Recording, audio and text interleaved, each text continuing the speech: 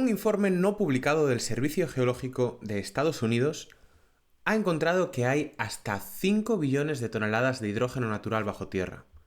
Esto podría satisfacer la necesidad de hidrógeno de forma ilimitada, eliminando al mismo tiempo la necesidad de producirlo. Sin embargo, esta afirmación no se queda hoy en día en más que un posible, y por tanto tenemos que seguir pensando en cómo mejorar las vías que tenemos de producir hidrógeno renovable actualmente. Hoy hablaremos sobre ello. Yo soy Bryce Armiño. Y yo soy Javier Pollos. Bienvenidos al podcast del hidrógeno, un espacio de Atlanti, donde te ayudamos a desarrollar proyectos de hidrógeno renovable prestando servicios de consultoría, ingeniería, preparación de ayudas y formación. ¡Empezamos!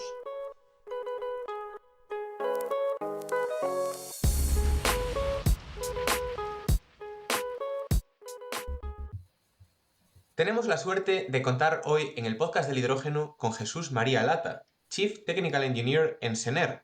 Jesús, muy buenos días y bienvenido a nuestro espacio.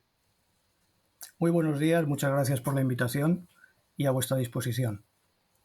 Buenos días, Jesús. Un placer tenerte aquí con nosotros. Para empezar, nos gustaría que nos contaras primero un poco más de quién es Jesús y también de SENER, de la empresa en la que trabajas.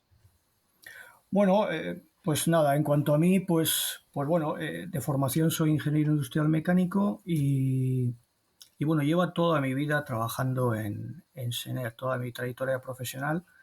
He tenido la suerte y la fortuna de que SENER me ha permitido pues trabajar en proyectos muy innovadores, muy disruptivos, todo lo que dadas las características de SENER, pues todo lo que en lo que he participado ha sido siempre pues novedosos. Podría comentaros así algunas cosas. Y empecé en el mundo aeronáutico, pues con el Eurofighter, con la tobera convergente y divergente para el Eurofighter, que pues tiene mucha tecnología de componente caliente. Vectorización de empuje, en el que nos adelantamos 40 años a lo que hay hoy en día. Muchos proyectos en aeroespacial, pues para la Agencia Espacial Europea, para el Ariane 5, siempre muy singulares, muy especiales.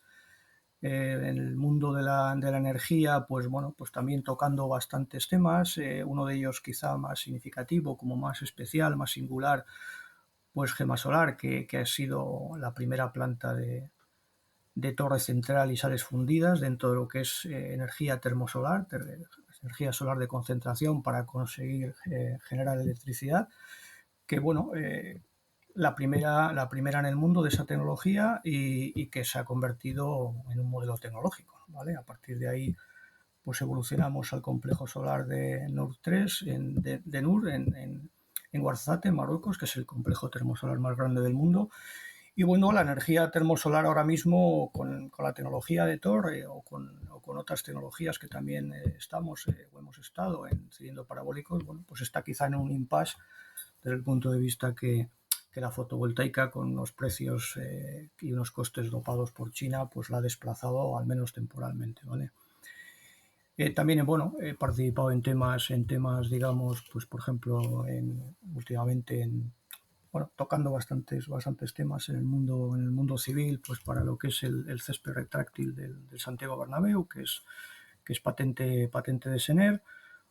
Pues como veis, un poco muchas cosas que esa parte vocacional, que es lo que yo siempre he tenido, pues SENER me lo ha permitido y he podido hacerlo. SENER es una empresa muy tecnológica, es la primera ingeniería digamos, con firma privada que se fundó en España en 1956. Y se dedica fundamentalmente a la parte más tecnológica, con unas visiones y unos objetivos muy claros. Una empresa privada, donde la innovación y la competitividad es un tema fundamental. Recientemente hemos con unos valores y un ADN muy claro, redefinido o reconfigurado, o sea, alimentado de nuevo nuestro propósito, que es transformar el mundo desafiando los límites de la tecnología. Creo que eso dice mucho cuando la técnica y la sociedad nos está demandando soluciones, nos está demandando poder responder a determinados retos con investigación científica y con técnica aplicada. Ese es nuestro papel, ese es el papel en este caso que SENER, con más de 3.500 personas, muchos, la mayoría titulados superiores, pues tiene esos distintivos muy claros, ¿no? De innovación, de excelencia, de compromiso, de pasión, de trabajo en equipo, lo cual es muy complicado, pero es fundamental porque aquí se juntan muchas disciplinas, se juntan muchos temas que te permiten llegar a buen puerto cuando eres capaz de ver de manera transversal, ver más allá, desafiar los límites, buscar siempre límites de diseño. ¿Por qué? Porque es lo que estás necesitando, porque es lo que, para que un producto, una solución sea competitiva, y en este caso con el mundo del hidrógeno, sobre todo con el hidrógeno verde, que es a lo que estamos todos focalizados para descarbonizar la industria, la emergencia climática nos lo está pidiendo. Nos está pidiendo a gritos que espabilemos, que consigamos meter un hidrógeno que hoy en día no es competitivo y tenemos que conseguir que lo sea. Y el tiempo es oro.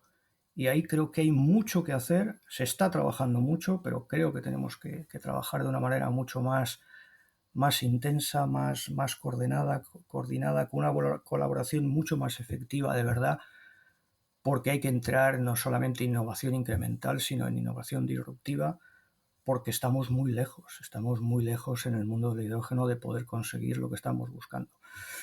Volviendo un poco a SENER, bueno, pues entra sobre todo en 4 áreas de negocio. Bueno, la verdad es que barre bastante todo lo que es el mundo tecnológico. O sea, la parte un poco está SENER Aeroespacial y Defensa, SENER Mobility, con toda la parte un poco de civil, proyectos singulares, SENER Energía, bueno, donde evidentemente hemos hecho muchos temas de termosolar, estamos en economía circular, en el mundo de hidrógeno y todos sus derivados que hoy hablaremos pues con más profusión.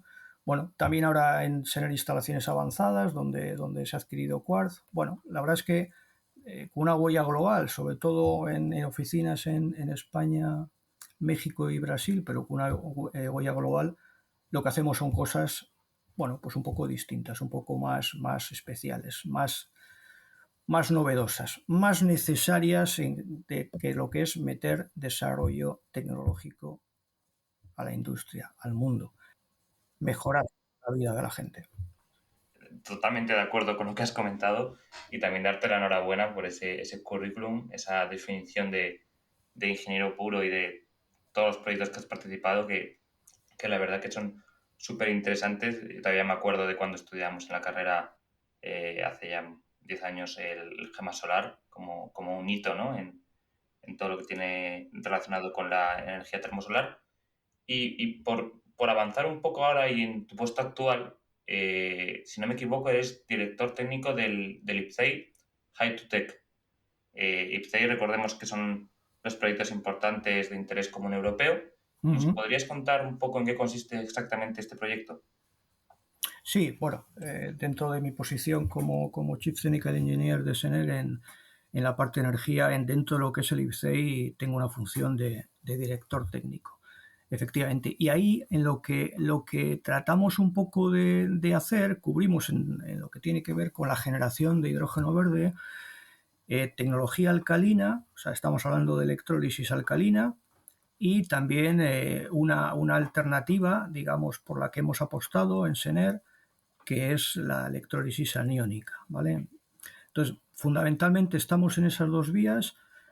Dentro de la electrólisis de baja temperatura, la alcalina, bueno, pues es al día de hoy la más madura, pero bueno, es madura desde el punto de vista de lo que es la definición y la conceptualización de la electrólisis alcalina. Cuando uno entra un poco más a detalle, pues obviamente ve que está madura pues para un electrolizador pues de un tamaño, bueno, no tan grande como lo deseable para que consigamos que ese hidrógeno verde sea competitivo, y la economía de escala es fundamental, no es el único punto, pero es fundamental, y enchufado en continuo, ¿vale?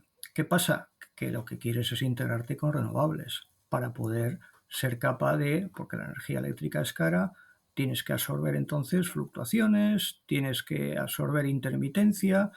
Bueno, son muchas cosas de las que hemos trabajado Por ejemplo, anteriormente con Gema Solar o que hablabas, es una tecnología en este caso que lo que generábamos es desacoplábamos la generación eléctrica de la captación solar, en este caso con central térmica, mediante unas sales almacenadas, de tal manera que somos capaces de, en este caso, Gema Solar sigue funcionando y NUR3 también, en operación comercial, pues de generar electricidad en continuo. Bueno, pues aquí evidentemente cuando pasas de esto que comentaba antes a lo que se está buscando en esa integración con renovables y en ese crecimiento para conseguir que ese ratio que ahora mismo unos dicen unos otros, unos valores, otros, pero estamos hablando de ratios muy lejanos a lo que queremos conseguir el hidrógeno.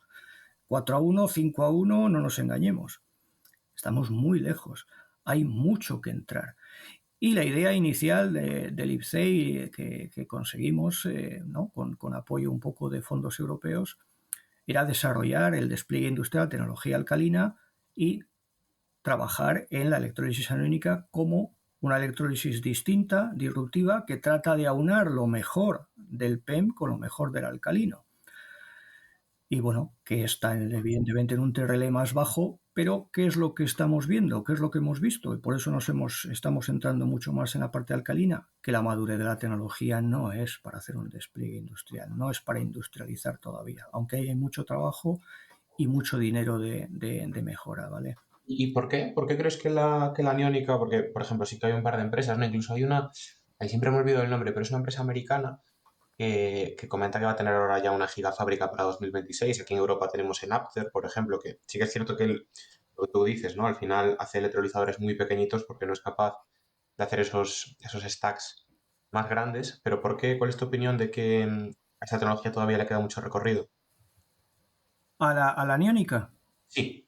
No, no es que le quede. Vamos a ver, ahora mismo lo que está un poco en despliegue, como conocemos los que estamos un poco metidos en este mundo que ahora mismo pues está en una burbuja muy grande, lo cual con mucha expectativa. Y las expectativas también hay que gestionarlas, ¿no? De lo que es el hidrógeno verde como un elemento fundamental, un breakthrough energético bueno, que va a tener muchos usos y muchas aplicaciones, y una de las vías de obtenerlo es a través de la electrólisis del agua.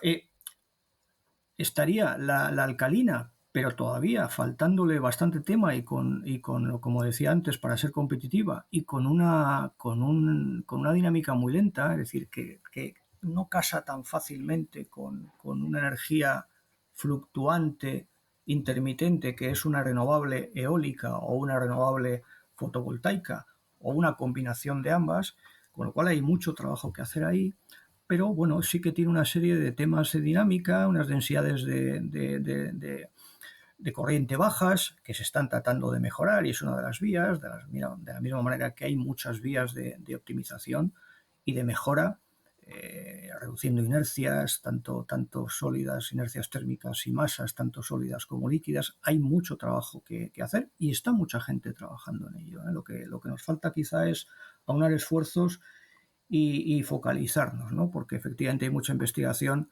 pero a Claro, veces se pierde un poco. aquí con Vale. el CEI, Jesús, perdón, eh, exactamente, o sea, hablas de industrializar o digamos, de desplegar esta tecnología, pero ¿cuál es exactamente vuestra labor dentro del IPCEI? O sea, ¿qué se os ha asignado o qué habéis solicitado para realizar según qué tareas? Pues lo que es esa optimización y ese despliegue industrial en el que estamos viendo que hemos visto ya, hemos identificado muchas áreas de mejora, buscando esos límites de diseño, cuestionándonos todo, muchos datos y muchos inputs de entrada que a veces se dan por asumidos y la aplicación es otra y hay que cambiarlos. Y hemos visto que hay que entrar en todo, hasta lo que es en el propio corazón del stack, si quieres conseguir no solamente stacks de mayores dimensiones, que es fundamental, y con mayores densidades de energía para conseguir no solamente que el CAPES lo pueda reducir de manera importante, sino también el OPES, que es la cabeza del león, y poder conseguir ese hidrógeno competitivo, hay mucho en alcalino. Vale, nosotros en PEM no hemos entrado, como SENER, hemos considerado que el aniónico es el que puede coger lo mejor del alcalino y lo mejor del PEM, porque el PEM que tiene una dinámica mucho más rápida, mucho más ágil, por eso parece que de momento una entrada con integración con renovables mucho más amigable, mucho más cómoda, mucho más fácil, porque es mucho más rápida de reaccionar, pero bueno, necesita materiales críticos y además materiales críticos que, bueno, no solamente son críticos, lo cual ya es un mal en sí mismo, sino que están prácticamente cogidos bueno, los tiene copados prácticamente en su conjunto China, con lo cual ya se está viendo un poco que hay, bueno, sobre todo en Europa y en el mundo occidental, hay un punto débil. El aniónico, sin materiales críticos, trata de quedarse con lo mejor del PEM y con lo mejor del alcalino. Una dinámica más ágil, con una respuesta más interesante, con una densidad de corriente más alta. ¿Qué pasa? Que todo el trabajo que nosotros estamos empezando a hacer, porque sí queremos llevar a un producto propio, es conseguir que efectivamente consigamos llevar a esos límites de los que estamos hablando y que esos KPIs que plantea el aniónico sean reales y que llevándonos lo mejor de cada casa no nos llevemos también lo peor de cada casa, ¿vale? Con lo cual ahí tienes un reto tecnológico importante. Y esa es nuestra apuesta en el aniónico dentro del IPCEI, buscando en un plazo corto llegar a tamaños grandes, es decir, estamos pensando en buscar ya hacia megavatios. Es una apuesta fuerte, es un desarrollo tecnológico muy bien pensado, muy bien trabajado, siempre visualizando, digamos, una planta o un tamaño más grande, metiendo condiciones de diseño ya de tamaños grandes. Es decir, necesitamos ir muy rápido, pero no a base de ir corriendo, sino haciendo saltos inteligentes. Nosotros trabajamos mucho en eso, tratando de poner una visión global y visualizar un poco, digamos, cómo puede ser un electrolizador aniónico de megavatios.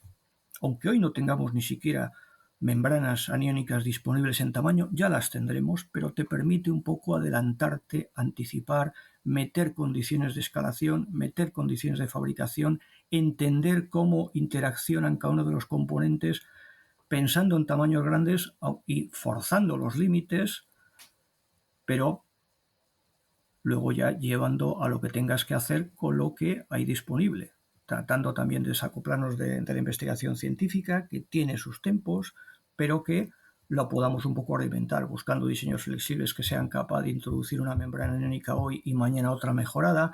Creo que hay mucho trabajo por hacer y del que nosotros tenemos una hoja de ruta muy, muy clara.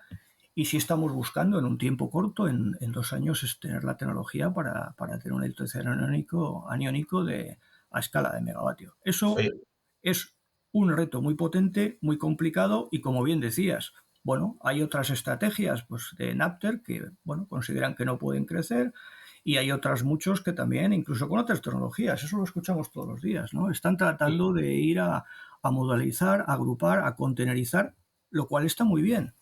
Lo cual es muy bueno porque te permite optimizar. ¿Qué pasa? Que cuando quieres llevar a grandes tamaños, a grandes potencias, pues eso te empieza a chirriar. Y entonces, claro, lo que no se puede hacer, y a veces se hace, es vender o poner lo que es convertir, digamos, el vicio en virtud, ¿no? O sea, modularizar es muy bueno, pero evidentemente en muchas ocasiones lo que hay detrás es que, bueno, que no tienes capacidad, no quieres, no te atreves, no eres capaz de crecer, ¿vale? Y crecer es muy importante, crecer de manera armónica, ¿eh? El crecimiento, la economía de escala siempre supone un reto técnico, siempre supone un reto tecnológico, pero es una bueno, cosa hay que más hay que que ver, vivir. ¿eh? Los electrolizadores que están empezando a comercializarse o a entrar en operación ya a escala, muy pocos están cumpliendo con las expectativas. Claro, pero es que efectivamente, es que es un poco lo que trataba de comentar al principio y en mi trayectoria profesional en Sener, bueno, pues me lo ha permitido, ¿no? Que es que tienes que cuestionarte las cosas, tienes que buscar los límites, tienes que tratar de cuestionarte qué pasa si, tienes que mirar siempre, tienes que ponerte en lo peor cuando estás diseñando, conceptualizando, haciendo. Y eso te ayuda a que luego las cosas funcionen. Cuando las cosas funcionan, no son por casualidad. Lo normal es que puedan tener problemas. También es verdad que estamos hablando de un despliegue maduro y también hay que dar pauta y paso a que evidentemente, bueno, pues puede haber fallos, como puede haber en algunas plantas, se está aprendiendo. Es verdad que muchos de los temas que están habiendo, más que en los stacks, están siendo en toda la parte del balance de planta, porque siempre los problemas suelen estar en las interfaces o en las cosas que no se cubren tanto, pero el buscar disponer de una visión global, de una transversalidad, de una multidisciplinaridad siempre ayuda. Y bueno, Aquí, vamos a tener un Jesús, poco de paciencia también con que todo el mundo está trabajando bien, y lo que también hay que dar es un poco de pausa. Es verdad que los crecimientos están siendo dificultosos, pero eso también es lo habitual, ¿eh? y Jesús, comentabas antes esos puntos en los que estáis trabajando y que habéis detectado. Ajá. Has dicho que, bueno, hay que entrar hasta el propio corazón del stack, pero Sí, sí, también has salido fuera y hablado del balance de planta. Es sí. curioso porque en realidad siempre se está hablando de la mejora en los stacks, de las membranas, de la intensidad de corriente, de la temperatura de operación, pero poco se habla de lo que hay fuera. Y a mí me parece algo tremendamente interesante, sobre todo cuando hablamos de lo que tú bien has mencionado, que es la escala. O sea, el balance de planta al final también tiene unas reducciones de costes interesantísimas e incluso entiendo también que unas ganancias de eficiencia bastante curiosas cuando nos vamos a proyectos más grandes. ¿Qué destacarías aquí? Y después vamos a hacer temas, preguntas también relacionadas con el proyecto de Petronor, pero ¿qué Vale. destacarías aquí de los aprendizajes sobre el balance de planta y dónde ves que hay mayor potencial de mejora? Efectivamente, como bien decías, es verdad que en el stack hay que entrar cuando sobre todo hemos comentado que, oye, tenemos que garantizar la seguridad, temas de crossover tienen que estar bien atados, y según tú vas ciclando, vas metiendo variaciones de carga fluctuantes, y no solamente la degradación, sino hay muchos temas que tienes que cubrir y demás, y creo que ahí, si no entras, te quedas cojo. Pero más allá del stack y del BOS, del Balance of Stack, está todo el resto. Y todo el resto, al final, esa visión global que buscas y de tratar de tocar todo lo que es el proceso completo de la planta de electrólisis, pues te das cuenta de que hay muchas posibilidades y muchas capacidades de mejora. Y esa economía de escala te lo va demandando. De hecho, ya se está planteando, a partir de equipos modulares, a hablar de conceptos de multi-stack, de no solamente strings, sino arrays, ¿no? Oye, ¿cómo agrupo pues varios stacks con un único separador? Bueno, ¿qué pasa? Que luego ese separador pues te salen tamaños enormes, sobre todo si además quieres trabajar con presiones altas. Bueno, ahí hay mucho trabajo de diseño para conseguir que esa integración sea mucho más efectiva, sea mucho más armónica y no sea junto cosas, porque en esos interfaceos es donde suelen quedarse los huecos, ¿no? Como a veces se suele decir, no conviene enseñarle el camino del diablo, ¿no?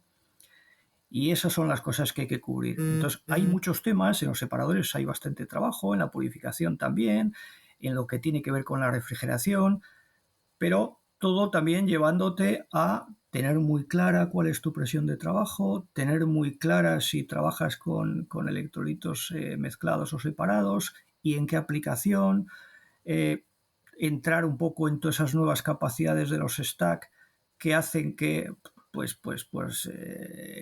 el electrodo de níquel directamente que tenías antes en un stack alcalino no te sirva para carga variable y fluctuante, tratando de bajar la carga mínima para poder aprovechar la energía, digamos, renovable lo máximo posible. Entonces, quizá toda la parte un poco de separación y quizá algo menos de purificación podría ser uno de los puntos más claves más allá del stack. Pero en toda esa agrupación, en toda esa integración, en esas estrategias de operación, ¿cómo voy a operar luego el conjunto de stack? ¿Voy a arrancarlos todos? ¿Voy a arrancar algunos? ¿Cómo voy a manejar? ¿Cómo voy a tratar de minimizar arranques fríos? Hay mucho tema en la estrategia y en la gestión de esa energía renovable que quieres absorber y aprovechar lo más posible. Y acomodar un 24/7 que querría un stack cómodo él solo con una energía fluctuante que por la noche no tengo sol o porque cuando no hay viento, pues eso hay que armonizarlo. Y evidentemente cuanto mejor seas capaz con tu tecnología Y en ese caso, pues la PEN lleva ventaja claramente a la alcalina y la aniónica queremos que llegue hasta ahí en esas variaciones, esas fluctuaciones, pero tienes que armonizar todo eso. Entonces, creo que con una visión global de planta y con una visión de operador y de estrategia también de sacar ese rendimiento, hay mucho trabajo por hacer también. Y una de las mejores formas de aprender es sin duda con proyectos, así que ahora va la pregunta que anticipaba Bryce. ¿Habéis participado en el desarrollo del electrolizador para Petronor? ¿Qué aprendizaje os lleváis de esta planta, de este proyecto? Bueno, hay bastantes aprendizajes en Petronor, como en todas las plantas que arrancas por primera vez, ¿no? Nosotros, por ejemplo, en Sener, en este caso, sí dentro de lo que es el IPCEI, pero, por ejemplo, el stack de Petronor, pues es de un suministrador. O sea, nosotros hemos participado en lo que es la integración. No hemos participado en Petronor en el corazón, en las tripas de la tecnología, digámoslo así, ¿no? Pero evidentemente sí que nos ha servido y nos está sirviendo, bueno, para ver muchos temas, entender muchos temas de la puesta en marcha, del control, hacer herramientas que te permitan, herramientas de simulación, herramientas, que a veces se acaban llevando las herramientas a un objetivo en sí mismo, que te ayuden a ver, a anticipar, a mejorar un control o ver esos puntos críticos para introducir una nueva instrumentación, avanzar hacia siguientes plantas.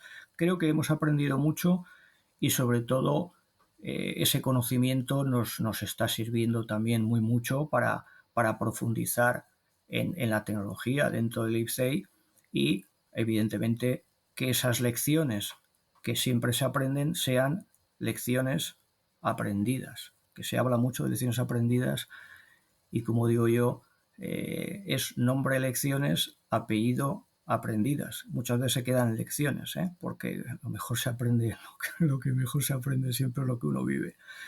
Y transmitir eso no es fácil. Con lo cual, efectivamente, pues sí que nos está ayudando mucho bueno, pues a ver qué potenciales mejoras hay, cuáles estamos un poco verificando que efectivamente es la línea en la que estábamos y también a veces pues también para ver que le queda mucho, que hay cosas que a veces los suministradores con una visión también propia de su suministro pues no tienen esa visión porque no la quieren tener, porque no son capaces, porque no les interesa del conjunto, ¿no? Y entonces, bueno, pues es como los equipos, ¿no? Muy buenos jugadores no hacen que el equipo sea ganador, ¿eh? Sí, uno de estos aprendizajes que destacan por parte de Repsol en esta planta en concreto, o uno de los retos también, es la puesta en marcha, perdón, la sincronización del sistema de control, el PLC y el Power Station. Sí, Aquí ya lo has dejado caer antes, pero bueno, ¿puedes profundizar un poco cuál es el desafío y por qué es tan importante la sincronización de estos equipos? pues sí, es un poco un ejemplo más de ese interfaceo que comentaba antes. Si lo miras desde un punto de vista global, tienes que ver un poco esos arranques, tienes que tratar de que ese hidrógeno, que pues, si no tienes el stack suficientemente caliente o calentado a la temperatura adecuada, lo estás perdiendo. Si tienes un blackout, tienes que ser capaz de manejarlo. Si no tienes garantía, en este caso estamos hablando de conexión, ¿Cómo, digamos, Jesús, a red, ¿eh? perdóname, Jesús, Sí. ¿cómo planteáis el blackout? ¿Con inertización o manteniendo a presión el stack?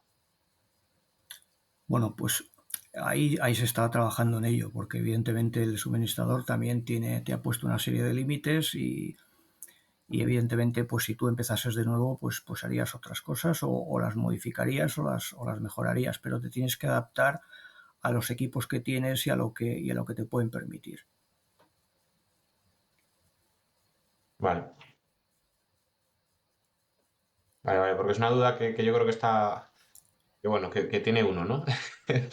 ¿Optas por la seguridad o optas por mantener a presión y esperar a poder utilizar el electrolizador de nuevo? Bueno, Y sobre todo efectivamente, esa ahí ya depende un poco, pues eso, pues qué limitaciones te pongan, qué estrategia tengas. Evidentemente la seguridad, cuando hablamos de seguridad en mayúsculas, no es algo que se negocia, esa siempre la tienes que tratar de cubrir.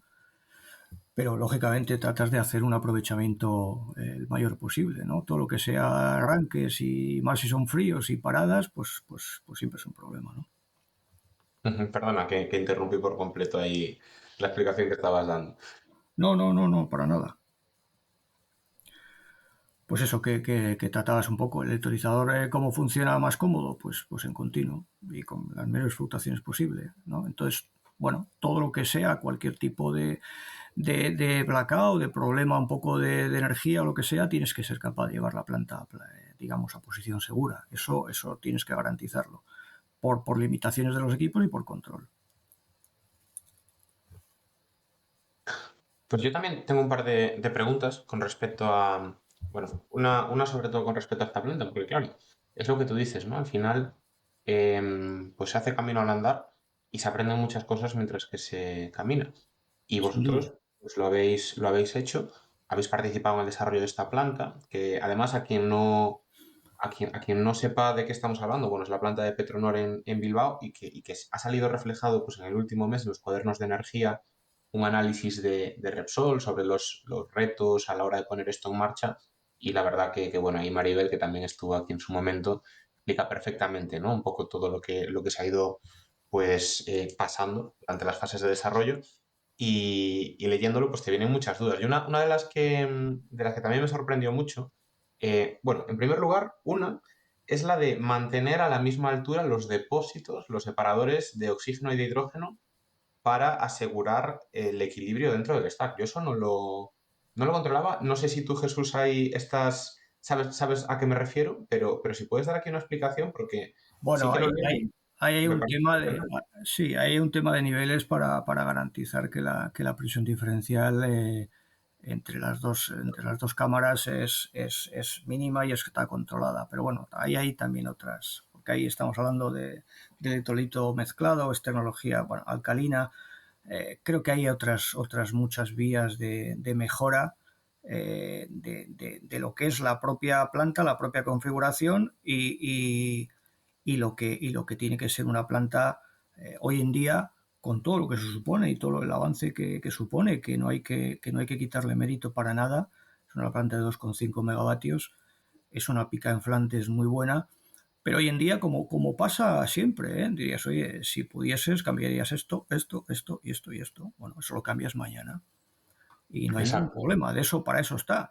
Y evidentemente cuando ya tienes un suministrador con una serie de tecnología y en este caso pues viene un poco integrado los separadores con el stack, pues te tienes que acomodar a eso.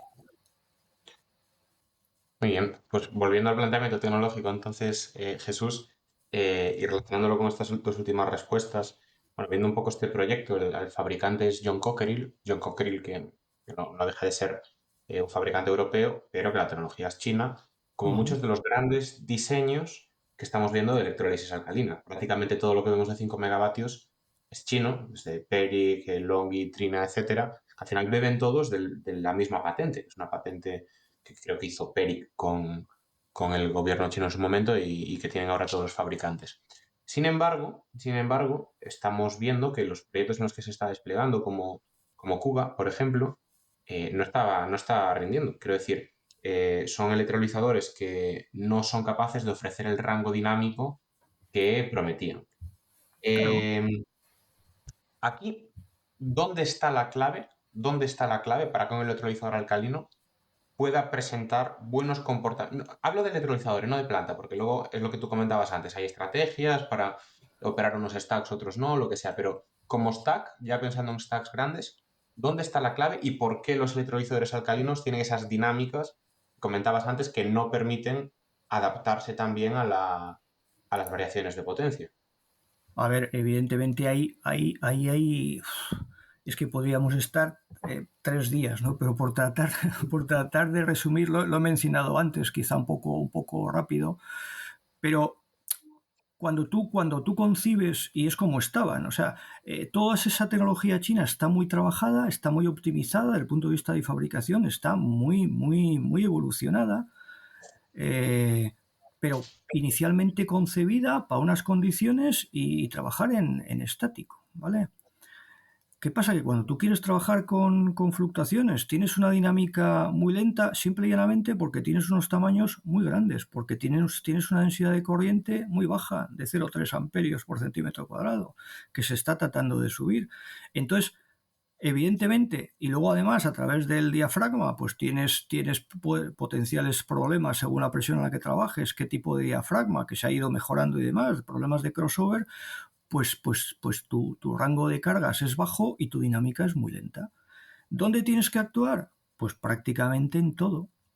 En todo, tú tienes que subir la densidad de corriente y para eso tienes que actuar en los diafragmas, en los electrodos, en la configuración 0 que se está hablando y demás, en reducciones de espesores, en muchos temas, en todo lo que es el tipo de electrolito, cómo lo recirculas, en reducir masas e inercias.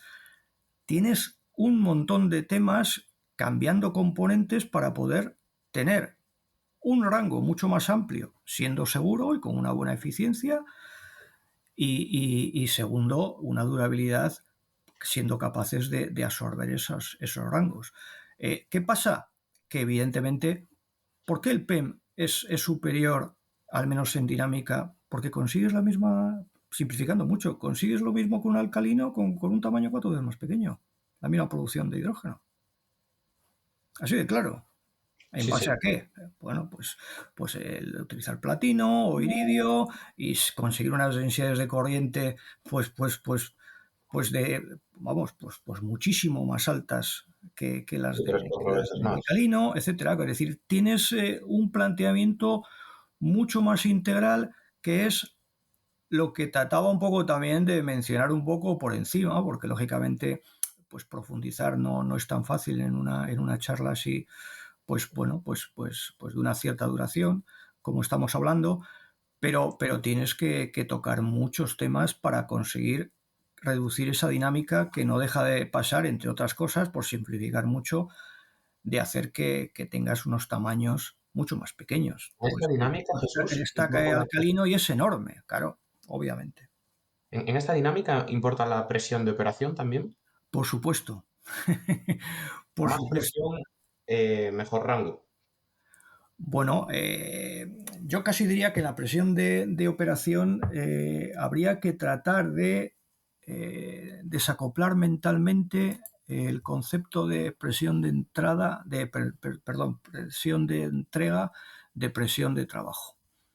Eh, a veces eso se asocia como una relación biunívoca, se está tendiendo a presiones cada vez más altas, porque, hombre, yo necesito un hidrógeno a una presión más alta. Y depende en qué determinadas circunstancias, con qué integraciones, con demás, pues eso es un error. Y eso está haciendo que muchos pues, no puedan crecer en tamaño, por poner un ejemplo, etc. Es lo que trataba un poco de decir antes, buscar los límites, cuestionarse las aplicaciones. ¿Por qué? Llevar las cosas a su límite. Y luego, evidentemente, cuando tengas que ejecutar, porque los experimentos con gaseosa, pues tendrás que acomodarte también a lo que hay. Yo quiero un stack alcalino y lo tengo concebido, es un ejemplo, con una densidad de corriente ya de 1 amperio y con un área útil de 40.000 centímetros cuadrados, tal. Bueno, pero eso no me lo fabrica nadie. Es un ejemplo, ¿eh? Bueno, pues te retranquearás, pero moverás, empujarás, harás que el mundo se mueva en la dirección que todos buscamos, que es conseguir que ese hidrógeno sea mucho más económico, más competitivo. Si no, pues el hidrógeno verde, que es lo que todo el mundo busca, pues empezará a cambiar de color. ¿Lo habéis entendido, no? Entiendo. Sí, sí, sí, sí, sí. Vale. Muchas gracias, Jesús, por la explicación. Y volviendo un poco al proyecto de Petronor, es un proyecto que ya tuvisteis, no diría que la suerte, pero sí tuviste la fortuna o un trabajo bien hecho de recibir el sello IPCEI. ¿Cómo fue el proceso para obtener esta condecoración o bueno, este sello que permite agilizar y acceder a unos fondos reservados?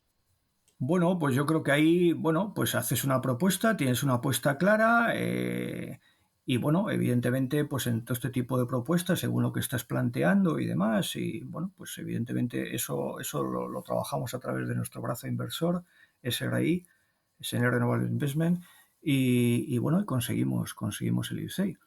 Y lo que queremos es, y estamos haciendo, es utilizar el IPCEI como una herramienta útil, ¿eh? Tiene que ayudarnos ese apoyo institucional a desarrollar y mejorar y evolucionar, no solos, sino en esa colaboración efectiva que estamos buscando. Lo que pasa que a veces no es fácil, porque bueno, el concepto de competencia a veces cuesta encajarlo con el concepto de colaboración, pero creo que lo necesitamos todos. Llevar esa tecnología alcalina de hoy a la mayor evolución posible, junto con los demás, con todos los players que están trabajando en ello, y buscar que esa alternativa de la neónica sea una realidad, ¿eh? Y estamos convencidos de que lo vamos a conseguir.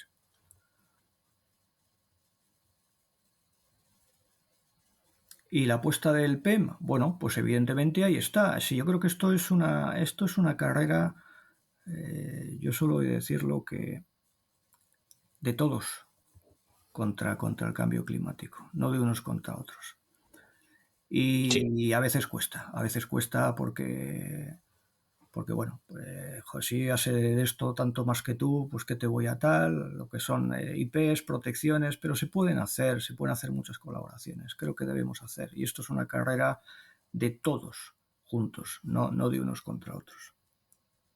No, y que nadie te asegura que los desarrollos de Sener vayan a estar bien o mal y que los desarrollos de una empresa que está luchando por la PEM vayan a ser buenos o malos, ¿no? Y que esa situación geopolítica que comentábamos antes que limita mucho a la PEM no cambie en el futuro. Bueno, al final no se pueden poner todos los huevos en la misma cesta y hay que empujar. Lo mismo sucede con el Efectivamente, hidrógeno, con las efectivamente. Nosotros baterías. además hemos hecho una apuesta muy clara, también con alguna otra posibilidades de generación de hidrógeno verde, también con el tema de carriers, donde nosotros hemos apostado como una alternativa clara por el amoníaco, pero evidentemente, como bien decías, uno, no se pueden poner todos los huevos en la misma cesta. Dos, hay que focalizarse, porque estar disparando en todas las direcciones es no dar a nada. Y tres, muy probablemente en estas evoluciones que hay y sobre todo en todo lo que se está buscando y esas necesidades de hidrógeno, bueno, va a haber nicho y va a haber hueco para todos, por lo menos para todos los que consigamos, y digo consigamos porque lo vamos a conseguir, que esto sea competitivo. Sí, o no, o igual no hay nicho para todos, pero lo que sí que es necesario es que todos trabajemos al máximo y desarrollemos lo máximo posible lo que estamos haciendo para que lo que estamos haciendo, si tiene éxito, pues ayude a cubrir el nicho de los del resto también, ¿no? De los que no vayan tan bien. Es que Sí, es... Entonces, yo empujo mucho, discúlpame, es un dale, comentario, dale, dale. porque no se me vaya, porque empujo mucho y lo digo mucho, y creo que me brindáis una oportunidad para volver a insistir que creo que Sener y empresas como Sener son vitales en esto. ¿Por qué? Porque está habiendo mucha investigación científica, a veces con unos objetivos no tan prácticos, no tan claros, habiendo mucha y haciendo muchos temas, lo cual es fundamental. Se está apostando y se ha apostado mucho por empresas tractoras, usuarios finales. De hecho, el dinero público se ha metido ahí y lo reconocen las instituciones, sobre todo en eso. Y sin embargo, hay un erial, hay un desierto, hay una travesía en el desierto entre la investigación científica y las soluciones. Y eso lo cubren empresas como Sener, empresas tecnológicas. Un usuario final que va a hacer muchas cosas, que va a conseguir muchas cosas, no va a conseguir bajar un ratio 5:1. Hay que entrar de una manera mucho más profunda. Hay que plantear soluciones mucho más disruptivas, no solamente incrementales. Hay que coger todo el ciclo de vida y toda la cadena de valor.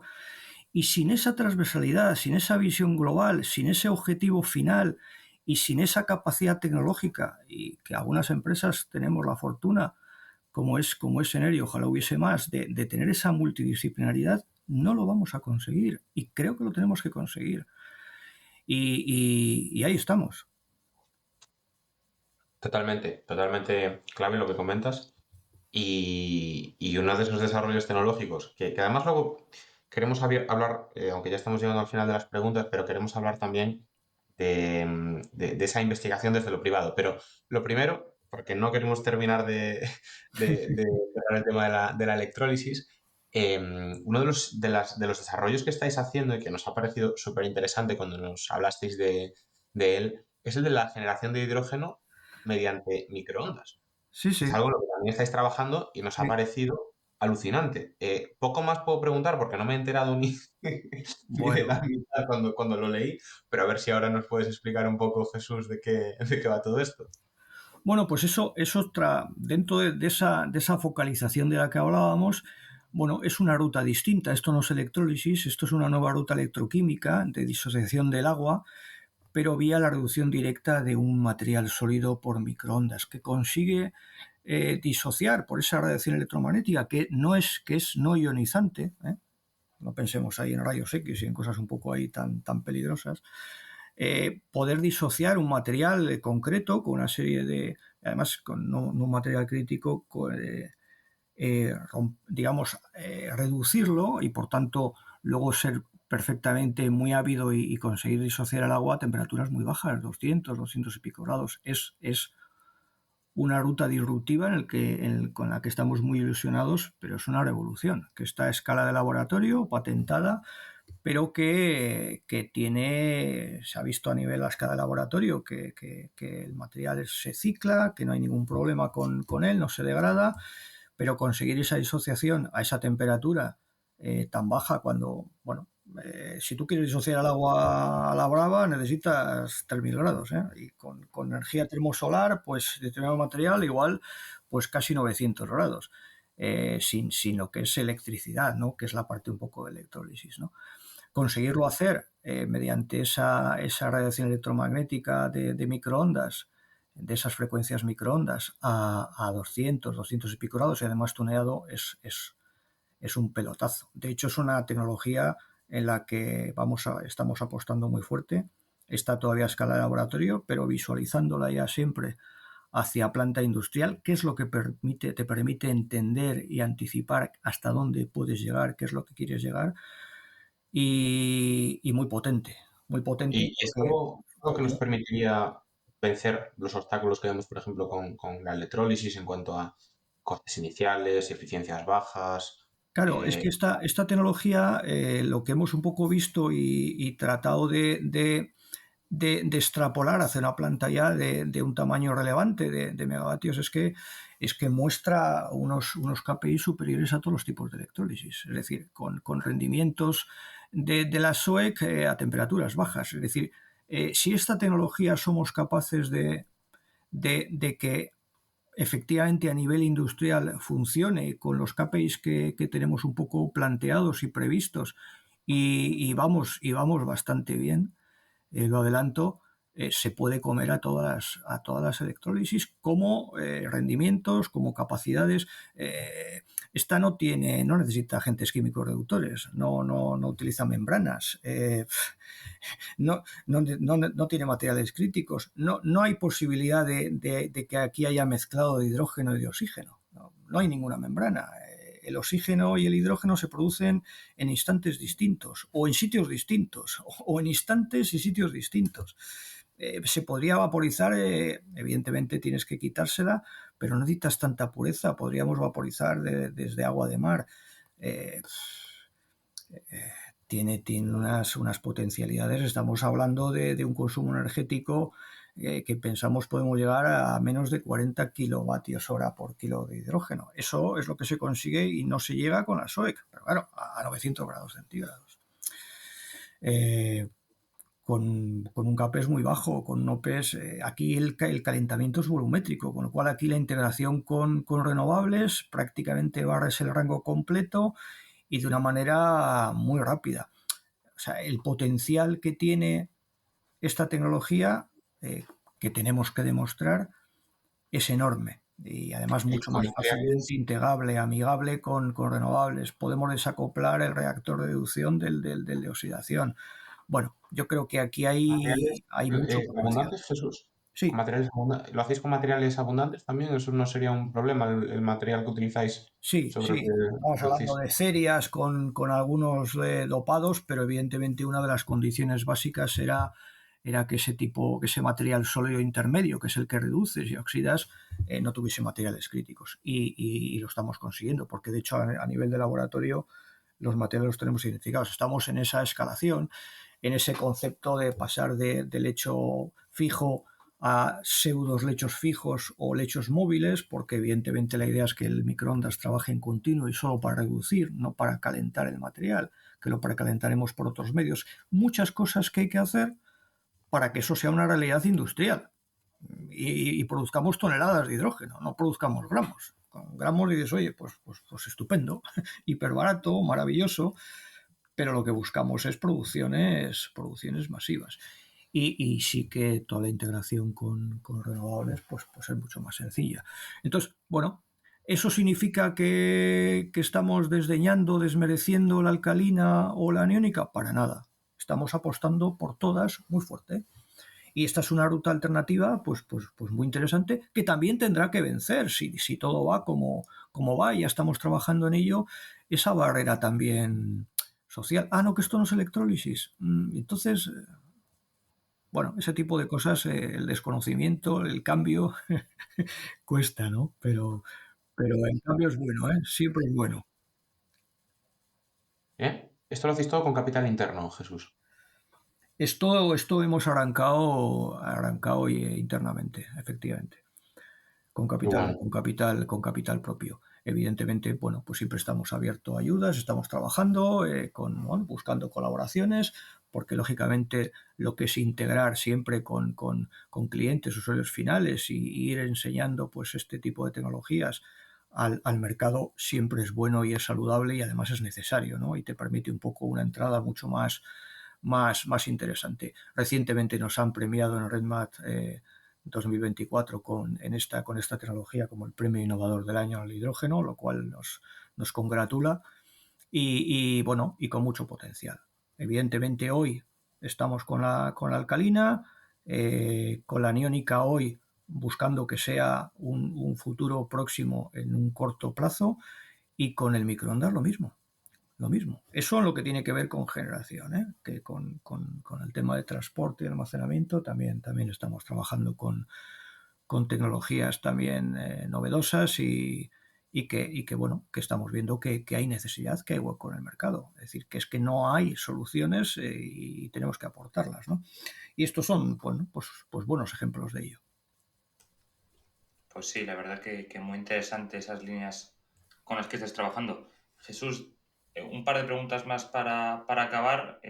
La penúltima que te queríamos hacer. ¿Consejos que le darías a una industria del hidrógeno, tú que has trabajado en tantas otras, una industria del hidrógeno renovable que todavía está en desarrollo, sobre todo desde el punto de vista de una empresa privada, ¿no? Cómo las empresas privadas, investigadores, incluso empresas públicas pueden sacar proyectos innovadores adelante?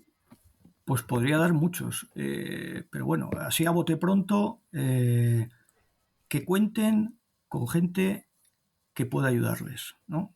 Zapatero a tus zapatos, ¿eh? Yo no me voy a dedicar a hacer desarrollo científico de electrodos, por ejemplo. Voy a hacer lo que como SENER somos capaces de hacer, que es mucho. Con lo cual, que esa colaboración sea de verdad. Y un usuario final, igual hay cosas en las que no tiene que entrar y hoy está pretendiendo entrar. Dos, lo que es la gestión de expectativas, que eso, bueno, pues la divulgación científica a veces, con todas las bondades que tiene, pues puede generar unas expectativas bueno, pues que no son tan reales y puede generar cierta frustración. Queda mucho por hacer. Tres, que el desarrollo tecnológico es fundamental, fundamental. Y ahí, bueno, pues de nuevo, los que podemos un poco ayudar más y aportar más, tenemos que aportar. También es nuestra obligación personal y como empresa y como servicio a la sociedad. Y luego también que las cosas, las plantas, tienen que funcionar y ser capaces de forzar esos desafíos técnicos, pero luego llevarlo a cosas más fiables, más seguras y tratando de que no se nos escape nada, pues es muy importante. Que lo he comentado a lo largo de la entrevista, ¿no? Que es cuando las cosas funcionan es porque se han barrido todas las posibilidades. Cuando los diseños son robustos es cuando te has puesto en lo peor, porque te ha permitido ver. Evidentemente, si no has llegado a eso, pues lo irás aprendiendo. Bueno, a veces se aprende un poco a base de darse tortas. También entra un poco dentro de lo normal. Y también trataría de hacer un comentario general, no solamente a nivel institucional, sino también de que, bueno, quizá la madurez de la que se hablaba no era tanto, ¿no? Y menos integrados renovables, con lo cual las cosas también requieren un cierto tiempo. Pero tenemos que acelerar. Acelerar es lo que trataba un poco de decir antes, no trabajar mucho más, ya trabajamos muchísimo, sino, bueno, tratar de dar saltos, ¿no? De dar saltos de gigante bien pensados, ¿no? Que nos permita un poco, pues poder determinadas tecnologías u otras, y todo lo que sea ir poniendo generación de hidrógeno, ir optimizando, ir bajando precios, va a dar confianza. Yo creo que ahí hay una burbuja que lógicamente pues va a durar un tiempo. Va a durar un tiempo. A mí, bueno, me ocupa, más que me preocupa, pero también me preocupa un poco bueno, que el glamour, que todo lo que se está planteando, que todo el empuje que se está dando al hidrógeno, bueno, bueno, pues si no se cumplen esas expectativas, pues pierda un poco, y yo creo que ahí es una labor de todos, conseguir que lleguemos a tiempo, y tenemos que llegar a tiempo. Y vamos a llegar. Seguro que sí, Jesús. Nos quedamos con esa Y vamos a reflexión llegar a final tiempo. en la que vamos a llegar a tiempo trabajando todos codo a codo. Pues oye, Jesús, un placer tenerte con nosotros aquí. Por nuestra parte, nada más que agradecerte tu tiempo y tus conocimientos, y desearte a ti y a Sener mucha suerte con todos los proyectos en los que estáis trabajando y los que vengan por delante. Bueno, pues el placer es mío, agradecido por la oportunidad, y los conocimientos, lo que están es para servir a la gente. Los conocimientos no son para tenerlos, son para ir más allá y aportar. Y yo creo que eso es lo que bueno, pues algunos nos podemos sentir orgullosos, ¿no? Oye, hemos aportado nuestro granito de arena al mundo del hidrógeno, o al mundo bueno, de todos los que, bueno, yo tengo la suerte de tocar y los que pueda tocar, ¿no? Y volviendo un poco a un comentario que a mí me gusta hacer, que la técnica mueve el mundo. Pues ahí queda. Jesús, muchísimas gracias. Muchísimas gracias a vosotros. Y hasta aquí ha llegado el episodio de hoy, en el que hemos contado con la presencia de Jesús María Lata, quien nos ha contado, desde el punto de vista de ingeniería, la importancia de la inversión en innovación y en investigación. Esperemos que os haya gustado y que nos acompañéis durante los próximos capítulos, ya que es mucho lo que tenemos y queremos contar. Dadle a like y suscribiros para ayudar a que este podcast crezca. Todas vuestras valoraciones serán bien recibidas en el correo elpodcastdelhidrógeno@gmail.com o en los comentarios de las principales plataformas. Un abrazo grande y hasta la próxima semana.